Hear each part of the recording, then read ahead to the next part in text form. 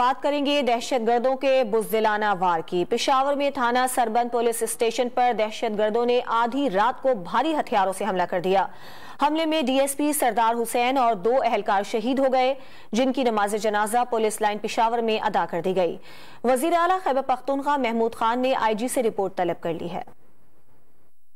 Khyber Pakhtunkhwa police کی بہادری کا ایک اور کارنامہ، دہشت گردوں کا تھانہ سربند پر حملے کا منصوبہ ناکام بنا دیا۔ رات کی تاریکی میں دہشت گردوں نے پشاور کے تھانہ سربند کو نشانہ بنایا، جس میں دہشت گردوں نے لانگ رینج رائفل، اسنائپر گن اور دستی بم استعمال کیے۔ پولیس اور دہشت گردوں کے درمیان فائرنگ کے تبادلے میں ڈی ایس پی سردار حسین اور 2 پولیس اہلکاروں نے جامع شہادت نوش کیا۔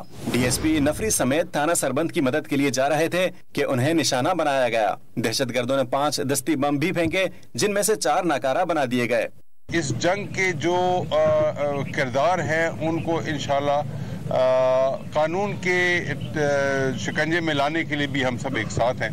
دہشت گردوں کو رات کے وقت دیکھنے کے لیے ہم تھرمل سائٹس کے جو ڈرون کیمراز ہیں ان کا بھی استعمال کریں گے۔